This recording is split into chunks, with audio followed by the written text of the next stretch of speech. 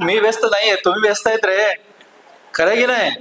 तुम्हाला सांगत होतो की प्रशांत वेडा आहे कामाला, तेही सांगतो. मी व्यस्त आहे असा पण तो कामाला, तेही सांगतो. आणि आज फार वेळ बोलणार नाही, आज जरा शॉर्ट बोलून पळून जाणार आहे. हा, जरा आज पळावं लागणार आहे मला. मी तुम्हाला सांगतोय की इथं मी का येतो त्याचं कारण आहे, इथून मी एनर्जी, शक्ती घेऊन जाण्यासाठी येतो. आणि त्या प्रत्येक वर्षीच्या 3 डिसेंबरला जी शक्ती मला तुमच्याकडनं मिळते ती मला वर्षभर कुठेही मिळत नाही, पण ती मला वर्षभर पुरते, पक्की पुरते. म्हणजे वर्षभराची कामाची एनर्जी देणारा हा कार्यक्रम असतो. म्हणून काहीही झालं तरी हा कार्यक्रम मी सोडत नाही. ओके, म्हणजे काय असो, म्हणजे तुम्हाला सांगू का की जर मी परदेशात जायचं असेल, मी खूप वेळा परदेशात जातो, तर तिथं जाण्याच्या तारखा पण मी मागे पुढे करतो. 3 डिसेंबर ही तारीख मी त्यांना नाही असं सांगतो सरळ. मी आताही परदेशामध्ये होतो, मी परवाच जस्ट बॅक आलोय, कारण मला 3 डिसेंबरला कुठे राहायचं नव्हतं. मी तुम्हाला हे सांगत होतो की मला या कार्यक्रमातून एनर्जी खूप वेगळ्या लेवलची मिळते. हा कार्यक्रम मला प्रचंड आवडतो. मित्र, तुम्हाला सांगतो की काल संध्याकाळी मी केव्हा झोपलो तुम्ही विचार करू शकत नाही. मी पहाटे 3 वाजता झोपलो. मी 4:45ला उठलो. मी 3ला झोपलो, 4:45ला उठलो. मी कामाला लागलो. सकाळपासून म्हणजे मी 4:45 पासून आतापर्यंत ऑपरेशन करतोय. मी शेवटचं ऑपरेशन संपवलं, ऑपरेशनचे कपडे घातले, हे कपडे घातले, इथं आलोय. आणि इथून जाऊन पुढचे मी कामं करणार आहे. त्यांना 6चा वेळ पुढच्या लोकांना दिलाय. ओके, तर तरी तुम्हाला सांगतो, जो हे व्यस्त प्रशांत म्हणण्याचं कारण हे आहे, कारण तो मला पाहतो. तुमच्यातल्या कोणीही मला पाहिलं, मी असं म्हणत असतो ना की मी दररोज 14.25 तास काम न श्वास घेता करतो. पहाटेचे 5:45 ते संध्याकाळचे 6:30, 14.25 तास काम न श्वास घेता कसं करायचं हे तुमच्यापैकी कुणालाही बघायचं असेल तर एक दिवस माझ्यासोबत राहा.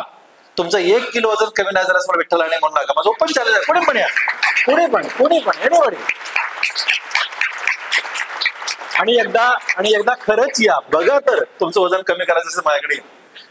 तुम्हाला सांगतो मित्र, मी दररोज 12 सर्जरी करतो. माझ्याकडे 350 सर्जरी वेटिंगवर आहे. तसा मी डॉक्टर आहे, तुम्हाला मी काय सांगू आता. आणि तरीही कार्यक्रमाला वेळ काढायचा. बाकी अनेक ठिकाणी नाहीचा सूर असतो माझा. सावंत सर इथं बसले, त्यांना माहित आहे किती वेळा नाही नाही नाही म्हणते कार्यक्रम केला. पण मी तुम्हाला सांगत होतो की नाही म्हणण्याचं कारण फक्त माझी व्यस्तता असते. मला पण जायला आवडतं, पण हा कार्यक्रम नाही होय नसतो. हा कार्यक्रम माझा असतो. ओके, हा कार्यक्रम माझा असतो. हा एकच माझ्या वर्षभरातला फक्त एक कार्यक्रम माझा, तो म्हणजे 3 तारखेचा कार्यक्रम, बुधवारचा कार्यक्रम. आणि ना ह्या लोकांशी तुम्हाला सांगतो मी, अरोरा मॅडम, आणि तुम्हाला सांगू मॅडम की तुम्ही इथं म्हणजे I don't know how much you understand the Marathi part of it, but let me tell you की हा जो पार्ट आहे ना, म्हणजे ही जी लोक आहेत ना, म्हणजे हरिश्चंद्रजी सोडे, जसं आता कुलकर्णी सरांचा उल्लेख झाला, मी खूप पुढचा आहे. मी खूप जास्त पुढचा आहे. नेहा आणि मी क्लासमेट आहेत. तुम्हाला हे माहिती आहे का? नेहा आणि मी वर्गमित्र आहेत. येस, म्हणजे आम्ही एका बॅचचे. ती 88ला 12वी झाली, मी पण 88ला 12वी झालो, असे आम्ही वर्गमित्र आहेत. ओके. ठीक आहे. तर तुम्हाला मी सांगत होतो की मी पुढचा माणूस आहे, पण ह्या लोकांची मेहनत, मी असं अनेक वेळा या व्यासपीठावरती येऊन एक शब्द बोलून गेलो की ना, वर्षभरात एकदा येणं, तुमच्याकडे एनर्जी घेऊन जाणं, हा एक माझा स्वतःचा स्वार्थ आहे. तुमच्यासाठी 2 शब्द बोलणं, हा पण माझा स्वार्थ आहे.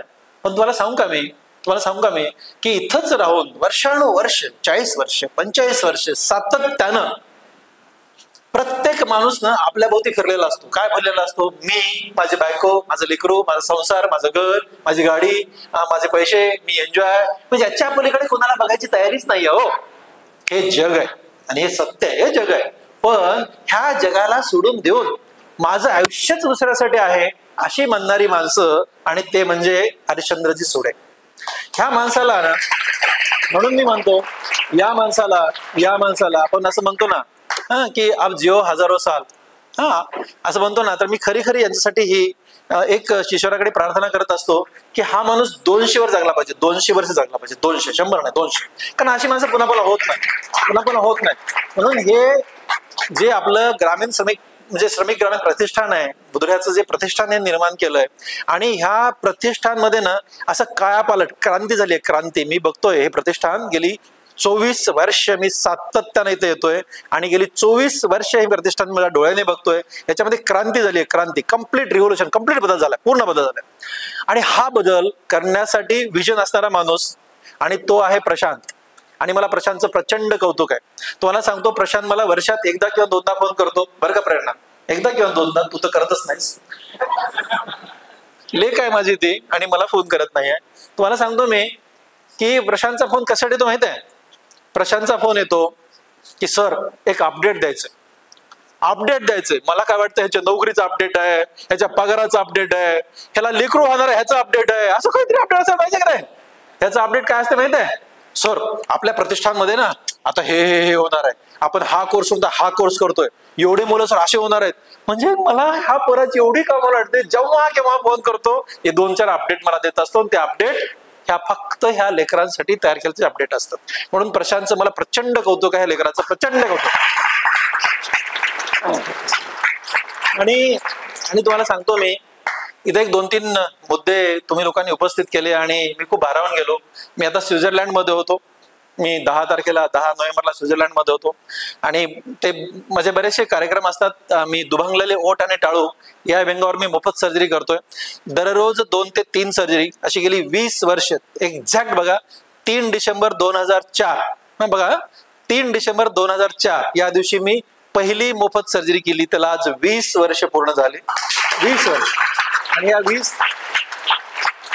गेली 20 वर्ष दररोज 2 ते 3 सर्जरी मी माझ्या हॉस्पिटलमध्ये असताना, परदेश असताना किंवा सुट्टीवर असताना होऊ शकत नाहीत, पण असं करून साधारणपणे 10,227 सर्जरी या आज घडीला पूर्णपणे मोफत सर्जरी आपण केल्यात, पूर्णपणे मोफत. आणि 10,000 एका व्यंगाच्या सर्जरी करणारा महाराष्ट्रात एकच डॉक्टर आहे, एकच प्लास्टिक सर्जन आहे, मोजून एक, आणि तो लातूरमध्ये आहे. तुम्हाला मी सांगत होतो ना की या कामामुळे मला खूप ठिकाणी जावं लागतं. मी परदेशात होतो आणि मी स्वित्झर्लंड मध्ये होतो आता. आणि स्वित्झर्लंड मध्ये असताना ना, आता त्यांनी सांगितलं की रॅम्प नाही, ओके, कार्यक्रमाच्या ठिकाणी ही सोय नाही. तुम्हाला खरं सांगू मी, याचं मी एकदम 100% मान्य करतो. माझ्या लेवलला जे होईल मी आजच्या आज जाऊन सगळ्यांना पत्र लिहितो. यानं त्या कारणाने खूप सारी लोक माझ्या ओळखीचे आहेत. आज मी पत्र लिहिलं जाईल, ते खूप मोठ्या माणसाला पत्र लिहिलं जाईल. तो कोण मोठा माणूस असेल, आपला भारत देशातल्या सगळ्यात उंच माणसाला मी पत्र लिहिणार, भारत देशातल्या सगळ्यात उंच माणसाला मी पत्र लिहिणार, आणि ते लिहिणार, आणि ते आजच लिहिणार. राईट, ते लिहितो मी, फक्त लिहितो नाही, पूर्ण पाठपुरावा करून पुढच्या 3 तारखेला काय घडतं हे तुम्हाला मी सांगतो, आणि ते करू आपण. ते तुम्हाला सांगतो ना, तिथे पार्किंग लॉट असतात. कुठलंही रेल्वे स्टेशन आहे ना, बाजूला पार्किंग लॉट असतात. त्या पार्किंग लॉट मध्ये एक पार्किंग हे दिव्यांगासाठी असतं, हँडिकॅप पार्किंगचं चिन्ह असतं. ओके, कुठल्याही ट्रेन मध्ये चढा, तिथं पहिलं ट्रेन मध्ये चढल्या एक अशी सीट बनवतात ती की तिथपर्यंत व्हीलचेअर आली पाहिजे, आणि तिथं ती अटॅच करण्यासाठी पण त्याला लॉक सिस्टीम असते. इतकं सुंदर सिस्टीम असते ना, कुठल्याच माणसाला घेऊन जायला कुणी लागत नाही, ते सगळेच लोक स्वतः फिरत असतात. हे पाहिल्यानंतर मी मात्र तुम्हाला पूर्णपणे सांगतो की ह्या गोष्टी इथं लॅकिंग आहेत. कुठल्या लेवलला करायच्या, कुठल्या लेवल नाही करायच्या, कुणाचा काय स्वार्थ असू द्या, पण ज्यांना गरज आहे त्याला करायला पाहिजे. ज्याला गरज आहे त्याला केलं ना पुण्य लागतं, एवढं मात्र पक्क आहे. म्हणून 100% करू आपण, हे 100% करू. पुढचा पॉईंट होता, आता हे फक्त नवीन लोकांसाठी सांगतो मी, हे अनेक वेळा सांगितलं, मी प्रत्येक वेळा सांगतो, मी तो जोडलो कसा गेलो. 2002 मध्ये माझा एक मित्र माझ्याकडे, 22 वर्षापूर्वी माझा एक मित्र माझ्याकडे आला. तो म्हणला, विठ्ठल, बुधड्याला एक प्रतिष्ठान आहे, अंध अपंगांचं पुनर्वसन करण्यासाठी काम करतं, मला म्हणे 2002 मध्ये, आणि तिथं एक अंध मुलगा आहे, का अंध मुलीशी लग्न करतोय, तू चल लग्नाला. मला इतकं कुतूहल होतं की म्हणलं चल लग्नाला, येतो मी लग्नाला. अंध मुलगा अंध मुलीशी लग्न करतोय, प्रचंड कुतूहलासाठी इथं आलो मी. आणि खरोखर लग्नाची तयारी, बिचारे हरिश्चंद्र सुडेजी इकडून पळ तिकडून पळ, आता ते 4 माणसं सोबत आहेत, त्यांना कुणी सोबत नाहीये, अशी पळपळ करत होते. आणि पळपळ करत असताना मी त्यांना हळूच पकडलं. आमची हार्डली दुसरी भेट होती. पकडलं, त्यांना म्हणालो, तुम्ही काय एवढी पळपळ करताय, काय अडचण आहे? हार्डली 25 लोक होते. सर म्हणे, अडचण काही नाही, नवऱ्याला मामा मिळालाय पण नवरीला मामाच मिळत नाही, मी नवरीसाठी मामा शोधतोय. मी काय म्हणालो, मी होतो नवरीचा मामा, काय प्रॉब्लेम आहे तुम्हाला? प्रॉब्लेम, मला काही प्रॉब्लेम नाही म्हणलं, मी होतो मामा. हा बिचारा इतका खुश झाला, अरे होऊन जावं सर मामा. आणि मग त्या नवरीच्या पाठीमागे उभा टाकलो, तिचा मामा झालो. म्हणजे आज मी ह्या प्रतिष्ठानचा मामा आहे, मामा. बरोबर आहे. आणि ती जी अटॅचमेंट झाली आणि ह्या बिचाऱ्याने पुन्हा सांगितलं की हे अनिवासी आहे, तर राहायची सोय नाही आहे, तर कोणाला लग्न झाल्यानंतर राहायचं असेल तर तशी सोय नाही आहे. मग ते निवासी होण्यासाठी 5,000 रुपयाचा एक शेड मारायची आमची सोय कोणीतरी करावी. मला इतकंच तरी वाटत होतं ना. म्हणजे ह्यांची काय 5,000 रुपयाची ह्या माणसाने अपेक्षा केली. 5,000 रुपयाची. तुम्हाला सांगू का, मी असा म्हणजे वरून खालून म्हणजे मी जास्तच, मी एवढ्यासाठी मला ते 5,000 जास्त किंमत एवढ्यासाठी वाटत होती की मी गरीबाचा लेकरू आहे. म्हणजे तुम्हाला सांगतो की आम्ही शिक्षणाच्या काळामध्ये वर्ष गावाकडे जात नव्हतो, कारण आम्हाला तिकटाला पैसे मिळत नव्हते. पद्मश्री डॉक्टर तातारावला आणि हा विठ्ठल लहाने आम्ही 15 वर्षे 12 नंतर शिकलो. 15 वर्षे गावाकडे वर्षात एकदाच, कारण 8.5 रुपये तिकीट पण आम्ही देऊ शकत नव्हतो. एवढ्या गरीबाचं आमची कुटुंबातला मला लेकर आहेत. 12वी पर्यंत आम्ही अल्टर पॅन्टीज करून घातल्या, 12वी पर्यंत एकदाही चप्पल पायात घातला नाही, अशा घरात माझा जन्म झाला. ओके, त्यामुळे ना हे 5,000 रुपयासाठी खरंच ते काय म्हणतात हे मला कळत होतं, त्याची आत्मीयता मला कळत होती. आणि मग मी म्हणालो, बघा याच्यानंतर जेवढे लग्न लावा तेवढे लावा, सगळेच लग्न मी लावून देतो आणि प्रत्येकाला राहायची 5,000 रुपयाची सोय मी पण तुम्हाला करून देतो. ऍक्च्युली ना, मला खरं सांगतो, हे मला करावं नाही लागलं. मी एकच लग्न लावलं, मी एकच लग्नाचा खर्च केला. त्याच्यानंतर लोकांनीच लग्न लावून दिले, लोकच पुढे आले, लोकांनीच पुढाकार घेतला आणि मला खूप छान वाटायला लागलं. तुला सांगतो मी, एवढे इमानदार माणसं म्हणजे हरिश्चंद्र सोडे, प्रशांत, ही सगळी टीम, इतके इमानदार माणसं या जगात कुठेच नाही पाहिजे. एकदा आम्हाला योगा मॅट पाहिजे होती. योगा मॅट असते म्हणजे सतरंजी, हे हात ते विणकाम करून ते तयार करायचे. माझी बायको म्हणाली, माझी बॉस आहे ती, माझी बायको, सगळ्यांच्या बायका बॉस असतात, माझ्या जास्त बॉस आहे.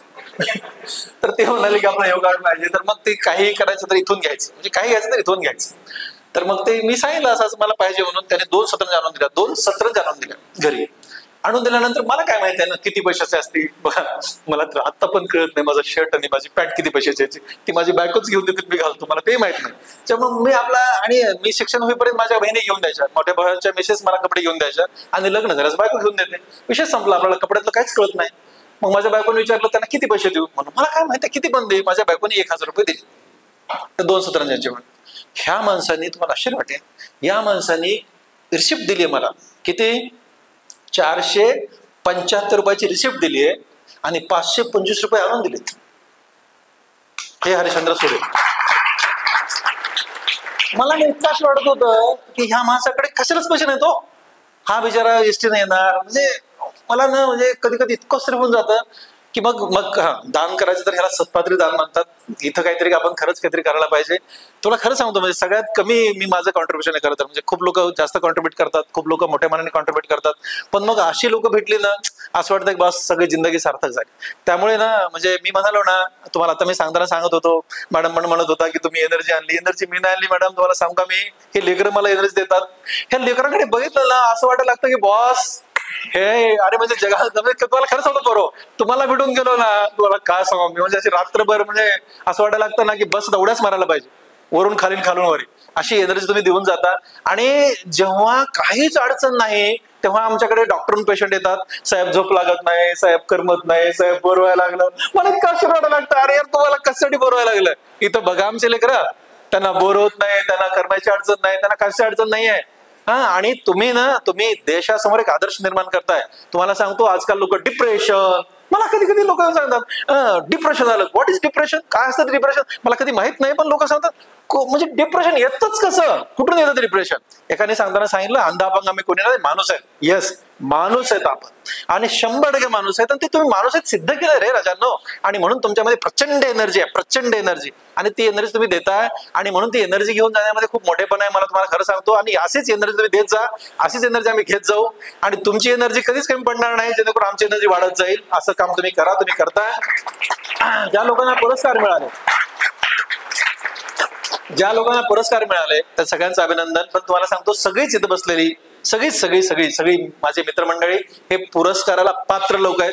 पण नियम असतो की काहीच लोकांना पुरस्कार द्यायचा, त्यामुळे काही लोकांची निवड होते. पण खूप छान काम करतात, म्हणजे खूप अतिसुंदर हे लोक काम करतात. तुम्हाला एक छोटा विषय सांगतो, म्हणजे माझ्या आईच्या आणि माझ्या वडिलांच्या नावाने हा पुरस्कार दिला जातो. माझ्या आईला मी माय म्हणतो आणि वडिलांना अण्णा म्हणतो. अण्णा माय यांच्या नावाने पुरस्कार दिला जातो. ही संकल्पना पण माझी नाहीये. म्हणजे हे किती मोठे लोक आहेत. त्याच्या पुढची हाईट सांगतो, ते जे 11,000 रुपये दिलेत ना, ते पण मी दिलेले नाहीयेत. ते पण मी दिलेले नाही आहेत. प्रामाणिकपणे, अगदी प्रामाणिकपणे छातीवर ठेवून सांगतो, ही ह्यांचा मोठेपण आहे, या माणसांचा मोठेपण आहे. तुम्हाला सांगतोय खूप वेगळी लोक आहेत, खूप जास्तच वेगळी लोक आहेत, म्हणजे इमेजिनच्या बाहेर वेगळे लोक आहेत. ओके, त्यांनी संकल्पना मांडली, त्यांनी फक्त मला विचारलं की सर असं दिलं तर चालेल का, तुमची काही हरकत आहे का. बघा, माझ्या आईच्या नावाने पुरस्कार द्यायचा, माझ्या वडिला, त्याचं कारण असं आहे, म्हणजे त्यांच्या मनातलं कारण मी तुम्हाला सांगतो की मी लातूरमध्ये माझ्या आईवडिलांसाठी आलो, मी मुंबईत वाढलो, मी मुंबईमध्ये MCS प्लास्टिक सर्जरी ही भारत देशातली मेडिकल सायन्सची हायएस्ट शेवटची डिग्री, याच्यानंतर भारत देशात जगात डिग्री नाही असा मी डॉक्टर आहे. ओके, म्हणजे कुठेही रस्त्यात उभा टाकलो मी, जगातली सगळ्यात उंच डिग्री मेडिकल सायन्सची माझ्याकडे आहे, मी या डिग्रीचा डॉक्टर आहे. मी अशा मळावर बसलो तरी लोक माझ्याकडे येतात. मी लातूरमध्ये आलो, मुंबई सोडून, मोठे पद्मश्री डॉक्टर तात्याराव लांडे माझा सक्का मोठा मुंबईमध्ये आहे, खूप मोठा माणूस आहे तो तिथे असताना, माझ्यासाठी लोकांनी रेड कार्पेट टाकलेलं असताना मी मुंबई सोडून लातूरमध्ये आलो, कारण माझ्या आईवडिलांसाठी आलो. आम्ही ना 3 भाऊ 4 बहिणी असा आमचा मोठा परिवार आहे, पण सगळीकडे दूर गेले. आणि मग आई वडील मुंबईत येत नव्हते, माझे आई वडील न शिकलेले होते, न शिकलेले, अत्यंत गरीब, 3 वेळा गरीब का मोठं तुम्ही इमॅजिन करा, एवढे गरीबाचे आम्ही लेकरं. त्यामुळे ना त्यांच्यासोबत आपण राहायला पाहिजे, आमचा हट्ट होता. आणि सगळ्यात चांगला आणखी एक विषय त्यामध्ये होता की माझी बायको ही माझ्या मायबाबाची सख्खी मैत्रीण. म्हणजे ना, एखाद्या सुनेचं आईवडिलांशी सासू-सासऱ्याचं नातं असावं, हे एका सुवर्णाक्षरात लिहून ठेवावं, असं नातं माझ्या बायकोचं माझ्या आईवडिलांशी होतं. आणि मग तिने हट्ट केला की मायांना मुंबईला येत नाहीत ना, तर आपण लातूरला जाऊ. आणि म्हणून आम्ही लातूरला आलो, लातूरमध्ये प्रॅक्टिस करतोय. गेली आता 25 वर्ष होतील मला, पुढच्या 2 महिन्यात 25 वर्ष झालं मी लातूरमध्ये प्रॅक्टिस करतोय. तुम्हाला सांगतो ना, आपण प्रचंड खुश प्राणी आहे मी, कारण एवढे वर्ष मी माझ्या आईवडिलांसोबत राहू शकतोय. ओके, आणि नुसता राहत नाही, तुम्हाला काय सांगू आता, म्हणजे आय एन्जॉय, म्हणजे बेड्यासारखं एन्जॉय करतोय. मी जरा त्याचं पुढचं जात नाही, जरा मागचं जातो, कारण पुढे त्रासाचे विषय पुढचे. तुम्हाला सांगतो की माय बापासोबत राहणे, आमच्या घरामध्ये अण्णांना, माझ्या वडिलांना विचारून भाजी होते. ओके, मला एक मुलगा, एकच लेकरू आहे मला, तो आता MS जनरल सर्जरी करतोय, प्रचंड हुशार लेकरू आहे. मी असं नेहमी म्हणत असतो की पुण्याचे कामं केले लेकरं चांगले येतात, चांगले देव देत असतो. तो MBBS झालाय आणि MS करतोय, त्याला पण MCS ही बापाकडेची डिग्री, त्याला पण डिग्री घ्यायची आहे. तो करत त्याच्या कष्टाने करतोय, त्याच्यासाठी मी 1 रुपया खर्च करत नाहीये. पण तुम्हाला सांगतो की आमच्या घरातली भाजी अण्णांना विचारून व्हायची, राईट. आणि आम्ही ना, म्हणजे जो पुरस्कार दिला अंजनाबाई लहाने आणि पुंडलिकराव लहाने यांच्या नावाने तुम्हाला, त्या 2 व्यक्तीविषयी मी तुम्हाला सांगत होतो. आणि हा जो बाप आहे ना, हा बाप माझा अत्यंत प्रेम करणारा प्राणी. मला ना भुईमुग, तुम्हाला भुईमुगाच्या शेंगा माहित आहेत, भुईमुगाच्या शेंगा, दोघांचे एक प्रसंग सांगतो आणि संपवतो. भुईमुग शेंगा माहिती आहे सगळ्यांना, मलाही माहित आहेत, मी जरा शेतकऱ्याचं लेकरू आहे म्हणून सांगतो तुम्हाला. ते भुईमुगाच्या शेंगा, ओल्या भुईमुगाच्या शेंगा मला आवडतात खायला, प्रचंड आवडतात. ठीक आहे, आता ही बापाला माहिती आहे माझ्या. मग आम्ही ना गावाकडे एखाद्या रविवारी जायचो. गावाकडे जायचं तर काय ना, की भुईमुगाच्या शेंगा खायच्या, शेंगाचे दिवस आले, शेतात अण्णा भुईमुग पेरायचे ना, भुईमुगाच्या शेंगा खायच्या. तर काय करायचं ना, की अण्णा शनिवारी गावाकडे जायचे, आम्ही रविवारी गावाकडे जायचो. ते शेतात जायचे, रविवारी सकाळी जाऊन शेतात शेंगा भाजायचे तुराट्यावरती. आणि मग ते त्यांच्या धोतीच्या कोचा म्हणतात त्याला, म्हणजे धोतीमध्ये असं एका ठिकाणी बनवून घरात घेऊन यायचे. माझी माय खूप भांडायची, कारण ती धोती काळी व्हायची. आणि तरी घेऊन यायच्या अण्णा. आणि मग घरी मी गेलो, इटल्या बस येतात, शेंगा खायच्यात ना तुला, म्हणलं हा अण्णा खायच्यात शेंगा. असं हो म्हटलं ना, अण्णा परातीमध्ये म्हणजे एका प्लेटमध्ये शेंगा टाकायचे. आणि मग मी हात पुढे केला, थांब इटल्या थांब, म्हणलं का, थांब रे, तुला कळत नाही, थांब जरा, असं म्हणायचे अण्णा. आणि थांब म्हणल्यानंतर मी थांबलो की बाप हाताने शेंगा फोडायचे.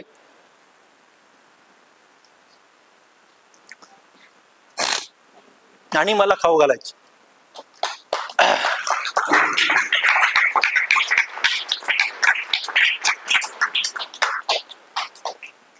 हे असे आमचे अण्णा, जे अण्णांचे असे एक नाही, असे खूप प्रसंग आहेत. कारण आता अण्णा आपल्यात नाही आहेत, त्यामुळे मला खूप त्रास होतोय.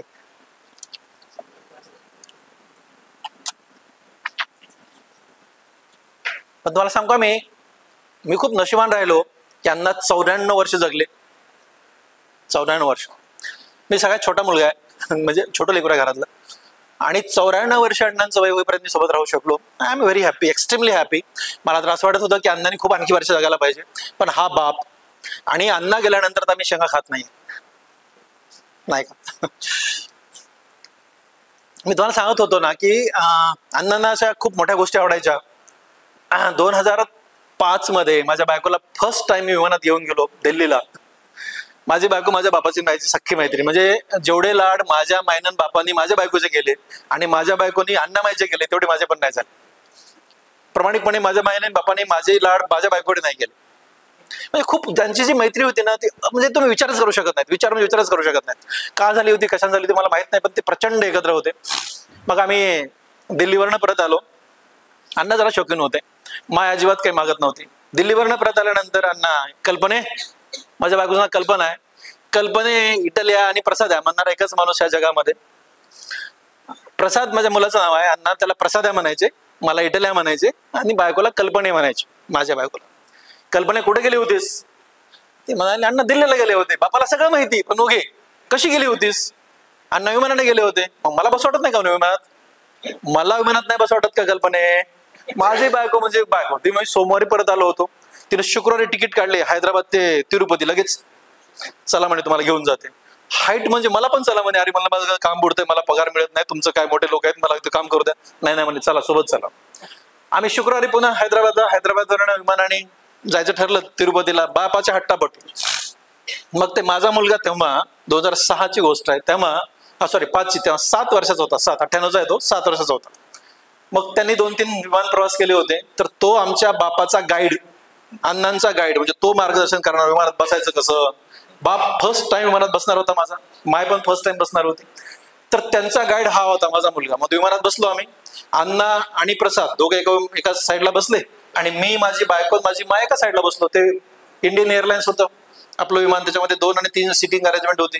मध्ये बसल्यास मग प्रसादने अण्णाला सांगितलं बेल्ट कसा लावायचा, विमान कसं वर जातं खाली कसं वगैरे सांगत होतो ना आम्ही, आपलं चालू होतं गप्पा डप्पा अशाच. ते विमान वर गेलं आणि वर गेल्यानंतर ते स्थिर होतं. स्थिर झालं की कळत नाही पुढे काय घडायला, एकदम स्थिर होऊन जातं, स्टेबल होऊन जातं विमान वर गेल्यानंतर. तसं विमान वर गेलं आणि ते स्टेबल झालं, एकदम स्टेबल झालं की अण्णाने सुरू केले, प्रसाद्या विमान बंद पडलं की पुढे बी जायला मागे बी जायला. तुम्हाला काय सांगू माहितीये का, विमान पुढे बी जायला मागे बी जायला, बंद पडलं, पडतंय आता. अरे प्रसाद नसतंय नसतात, अण्णा तसं नसतंय, अण्णा तसं नसतं, हे असं असतं. नाही प्रसाद्या तुला कळत नाही, आता आपलं काही खरं नाही. तुम्हाला सांगतो, ह्या त्यांच्या हास्य कल्लोळमुळे आम्ही पोहोचलो तिरुपतीला, दर्शन करून आलो, उतरलो एकदा. अण्णा गावात गेले, माके गावात, आमच्या गावात, आणि सांगायला लागले तुम्हाला माहिती आहे का पोरो, विमान वर जातंय, वर गेलं की बंद पडतंय आणि आपोआप खाली उतरतंय. तुम्हाला सांगू का, मी हा प्रसंग का सांगितला माहिती आहे, माझ्या आयुष्यामध्ये एकच गोष्ट आहे की आपल्या आईवडिलांना कसा आनंद देता येईल आणि कुठल्याही प्रसंगाने देता येईल. बस मग तो कुठलाही प्रसंग असो, छोट्यातला छोटा. माझ्या महिलां बापाला उसाचा रस आवडत होता. मी उसाचा रस पिण्यासाठी जात होतो ना, तर अमेरिकेला जायच्या तयारीने जायचो. म्हणजे आमचा एक असिस्टंट पुढे जायचा, तो असिस्टंट सांगायचा लहाने सर येणार आहेत, मी येणार आहे म्हणलं की तिथला बिचारा लगभग सगळं स्वच्छ करत राहायचा. तिथं 5-50 लोक जमायचे. माय बापाला रस पाजवायचो आणि मग मी अण्णांना म्हणायचो, अण्णा रसाचे पैसे द्या, रसाचे पैसे द्या. इटल्या किती रे पैसे? अण्णा 500 रुपये द्या. बाबू 500 रुपये?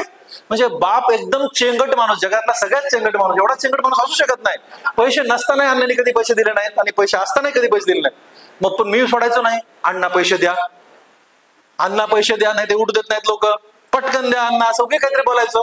मग अण्णांचं शेवटचं अस्त्र म्हणजे अण्णा म्हणायचे, म्हातारे म्हणजे माझ्या आईला ते म्हातारे म्हणायचे, म्हातारे दे ग पैसे, लई किरकिर करायला लागलाय, माईकडनं पैसे दे. पण बापाने कधी पैसे दिलेत मला, माईचे पण नव्हते पाहिजे, बापाचे पण नव्हते पाहिजे, पण ही मजा घ्यायला घेता आली पाहिजे, हे तुम्हाला मला पॉईंट सांगायचं. अशी मजा घेतली. म्हणजे किती छोटे विषय आहेत, फार मोठे विषय नाहीत. भुईमुगाच्या शेंगा काही मोठा विषय नाही आणि रस पाजणं काही मोठा विषय नाही, पण आम्ही इतके ते एन्जॉय केले ना, एखाद्या मोठ्या जगातल्या टूर सारखे एन्जॉय करायचो आम्ही ते विषय. आणि ते जगण्यातली खूप वेगळी मजा होती. आणि हे माय आणि बाप, माईचे तर खूप मोठे मोठे प्रसंग आहेत, पण आता अगदीच 3 महिन्यापासून माय नाहीये, त्याच्यामुळे मला जरा जास्त त्रास होतोय.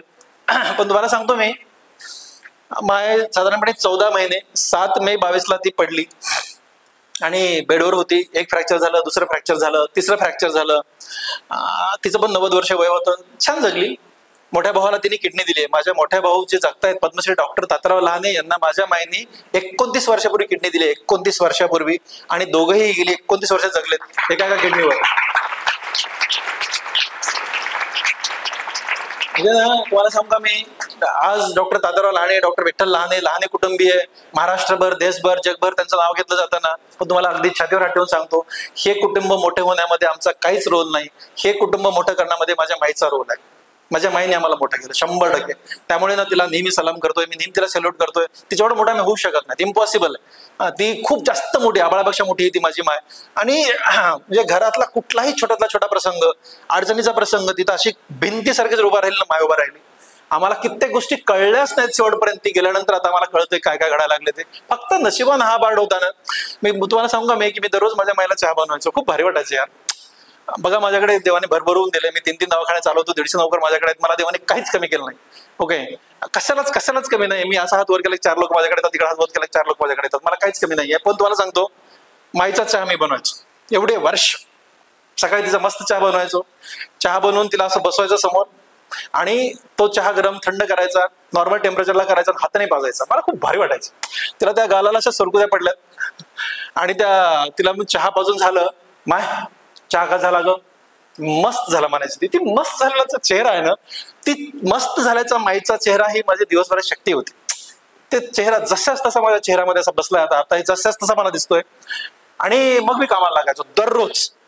तुम्हाला सांगतो, मी परवा म्हणजे आता बऱ्यापैकी आजारी होती, आणि 16 जुलैला सेज नो तेव्हापासून नाही माय. पण तुम्हाला सांगतो मित्र, माझी माय आहे ना, 1 जूनची गोष्ट आहे, 14 जूनची गोष्ट आहे. 14 जूनला मी तिला चहा पाजवायला घेऊन गेलो. 16 जुलैला ती नाहीये. तिला असं आम्ही सकाळी दररोज मस्त आंघोळ घालायचो, शॅम्पू करायचो, पावडर. ती गोरी गोरी होती, तिला पावडरला जास्त गोरी दिसायची. मस्त दररोज ड्रेस घालायचो, छान कपडे घालायचो. खूप भारी वाटायचं आम्हाला सगळं ते. आणि त्याच्यानंतर ती बसवायची चेअरमध्ये, आम्हाला सगळे लोक सोबत होते. मी समोर बसायचो, आणि मग समोर बसून तिला चहा पाजायचो. मला ते फार आवडायचं. तर मग ते समोर टिपा ठेवलेला, त्याच्यावरती सगळी मांडणी असायची, सगळं सुंदर कार्यक्रम असायचा. तिला मी चहा पाजला माईला. बघा, आत्ताची गोष्ट आहे, जून मधली. आणि चहा पाजून माईला शेवट प्रश्न नेहमीचा, माय चहा का झाला ग? माय नेहमीच, मस्त झाला माय, छान झाला, छान छान झाला, अशी म्हणायची. तशी म्हणली ती. म्हणल्यानंतर चहा उरला होता. उरलेला चहा माय म्हणजे हे सगळेच म्हातारे माणसं जे असतात ना, जरा त्यांना ते शेजाऱ्याला पण द्यावा, बाजूच्यांना पण द्यावा, बाकी सगळ्यांना प्याजायला पाहिजे. माय म्हणली, माय असाच ना आपल्या एकट्याने चहा पिऊ नये, हिला पण द्या. तिथं माझी एक स्टाफ होती, हिला पण द्या चहा. मग मी तिला म्हणलं, घे चहा, घेऊन टाक. ती म्हणली, आता मी समोर उभा होतो, सर तुम्ही गेल्यानंतर मी घेते, अशी ती म्हणाली माझी स्टाफ. मी म्हणलं, नाही होगी, पुन्हा माझी चिडते माझ्यावर, घेऊन टाक, असं तिला मी म्हणालो. माझ्या आग्रहाखातर माझ्या स्टाफने चहा उचलला, घेतला, एकच घोट पिला, मोजून 1 घोट पिला. 1 घोट पिला की माझ्याकडे असं पाहिलं. म्हणलं, काय झालं ग? काय झालं? काय नाही सर. म्हणलं, मग असं माझ्याकडे का बघितलीस? काय झालं? चहात काय अडचण आहे? मग हळूच म्हणाली, सर चहात साखर नाही. आणि बघा, ही माझी स्टाफ म्हणाली, पण त्याच्या अगोदर तोच चहा मी माझ्या माईला पाजला होता. आणि माय माझी म्हणाली होती, चहा मस्त झाला, ह्याला माय म्हणतात.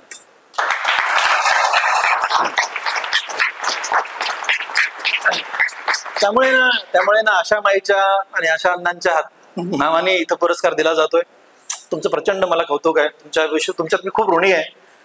आणि तुम्हाला खरं सांगू का, ज्यांना हा पुरस्कार मिळाला, मायांनाच नाही तर जे बाकीचे 4 खूप मोठी लोक ज्यांच्या नावाने, तुम्हाला ऐदनाथ थत्त्यांच्या नावाने, नाय डोळ्यांच्या नावाने, कुलकर्णी सरांच्या नावाने ही जी पुरस्कार तुम्हाला दिली गेली ना, ही खूप मोठी लोक, अगदीच त्यांच्याकडे बघायचं ना, त्यांचं दिव्यत्व बघायचं ना, तर आकाशाकडे बघावं लागेल, एवढे मोठे लोक, त्यांच्या नावाने तुम्हाला पुरस्कार मिळाला. आणि देणारं प्रतिष्ठान इमानदारीनं, कष्टाने, प्रामाणिकपणानं उभा राहिलेलं प्रतिष्ठान आहे. याच्या पाठीमागे इकडे तिकडे काही नाहीये. त्याच्यामुळे ना मी नेहमी म्हणतो ना, की इमानदारी, प्रामाणिकपणाने, कष्ट ह्या गोष्टीनं जे 1 रुपया कमावला ना, तर तो 1 कोटीचं काम करतो. असं काम हे प्रतिष्ठान करतंय, आणि यांच्याकडनं तुम्हाला हे सगळे पुरस्कार मिळाले. त्यामुळे तुमचं खूप जास्त कौतुक. आणि आज 3 तारखेच्या दिवशी मी सगळ्यांना, आष्टोरे कुठे गेलेत? आष्टोरेजी, ते एक काम, मला तुम्हाला विनंती आहे की माझ्याकडनं एक पत्र घ्यायचंय. आपल्याला एक कंबाईन पत्र लिहायचंय, त्याचा एक ड्राफ्ट तयार करू आपण. आपल्याला व्हीलचेअर कुठल्याही हॉस्पिटलमध्ये गेली पाहिजे एवढं तर करू, कमीत कमी डॉक्टर एवढं तर पक्कत करू. बाकी किती गोष्टी होतील नाही, पण एवढं पक्क 100% करू. हे एक इंडियन मेडिकल असोसिएशन असतं, त्याचा मी अध्यक्ष होतो 6 वर्ष. त्यामुळे या विषयाची मला जास्तीची माहिती आहे. प्रत्येक हॉस्पिटलमध्ये रॅम्प होईल, प्रत्येक हॉस्पिटलमध्ये. नाही तिथं वुडनचा रॅम्प तयार केला जाईल, पण रॅम्प तयार केला जाईल, एवढं तर आपण पक्क करू. एक दुसरा विषय रेल्वे स्टेशन आणि बस स्टँड हा एक आपण हातामध्ये घेऊ. आणि पब्लिक प्लेसेसमध्ये एवढे काम आपण करू. माझ्या मागे एवढ्यासाठी लागा. इथं बोलून गेलो आणि तिथं एकदा गेलो की ऑपरेशन थिएटरच्या बाहेर येणं मला कठीण आहे. काल पोरं मला भेटायला आले होते, फोटो काढायचं सर, तिकडे मला तुम्ही भेटत नाहीत. ऑपरेशन थिएटरमध्ये फोटो काढून आले, कोण आले रे? आहेत की 2 जण हिरो? येस ते काय तिथं आहेत. तर ते त्यांना मी कालही बोललो होतो. मी तुम्हाला पुन्हा सांगतो की ऑपरेशन बिलकुल मी करेन, तरी पण तुम्ही म्हणाल तेव्हा वेळ देतो, म्हणाल तेव्हा. शक्यतो 3 ते 5 मध्ये कधी पण या, आपण ते ड्राफ्ट छान करू. मी पण तयार करतो, तुम्ही पण तयार करा. जे काही करेक्शन्स आहेत ते करू. कोणाला पाठवायचं हे मी सांगतो, कुणाच नाव सांगतो. इथं डिक्लेअर करत नाही, झाल्यानंतर आपण नाव डिक्लेअर करू. आता नाही डिक्लेअर करायचं, आपण ते पक्का करू, मी करून देतो. आणि आज 6 वाजता कार्यक्रम संपवायचा असल्याने लिहिलंय, 6 वाजून 2च मिनिटं झालेत. त्यामुळे मी सगळ्यांचे पुन्हा एकदा आभार मानतो, अभिनंदन करतो आणि माझं खूप मोठं भाषण तुम्ही सगळ्यांनी ऐकल्याबद्दल तुमचे आभार मानतो. धन्यवाद. जय हिंद.